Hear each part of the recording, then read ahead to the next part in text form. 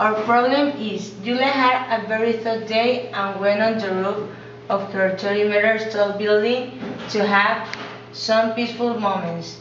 Drinking a bottle of water on the top of the building was the best at that moment.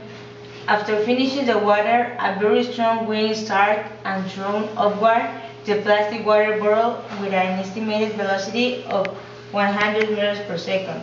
And the graph is in the y-axis and the x-axis, and here is the building of 30 meters and the bottle of water. For layer A, to write the position equation for the plastic water bottle, and our formula is f of t equals to the initial position of y in the y-axis plus the initial velocity multiplied by time plus the acceleration multiplied by time squared over 2, and we just need to substitute with the numbers that we already have.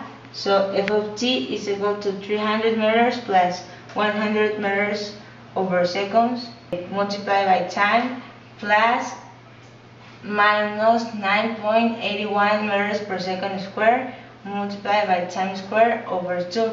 This we have because the acceleration is constant. And the position equation is f of t is equal to 300 meters plus 100 meters over seconds multiplied by t minus 4.9 times. For B, we need to find the equation of velocity for the plastic water bottle using the derivative definition with limits.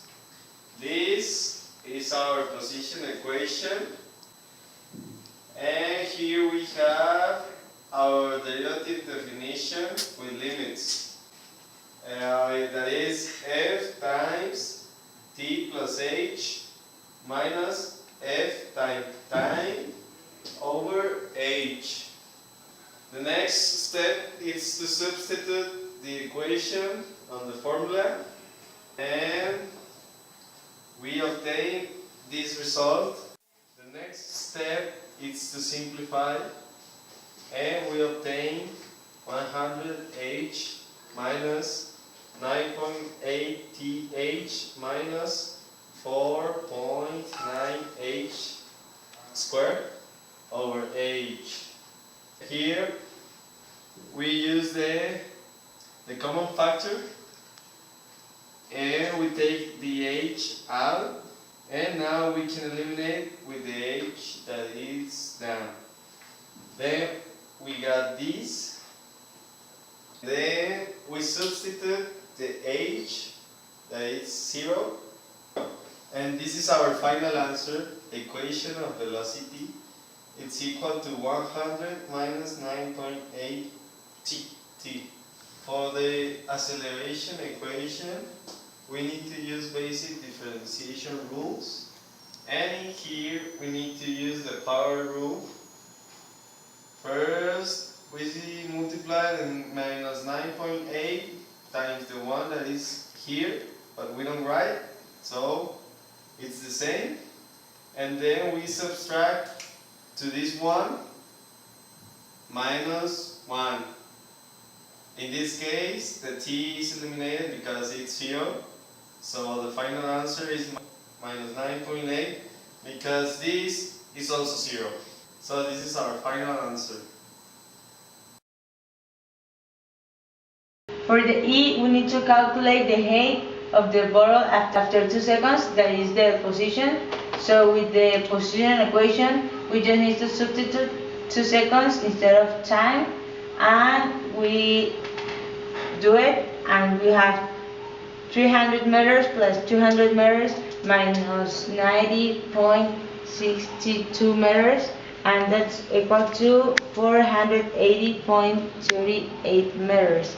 For F, we need to calculate after what period of time the bottle hits the ground. So we need to know the highest position of the bottle, that the velocity is 0. So the time to the highest point is 10.2 seconds, and then we need to know the y max in meters.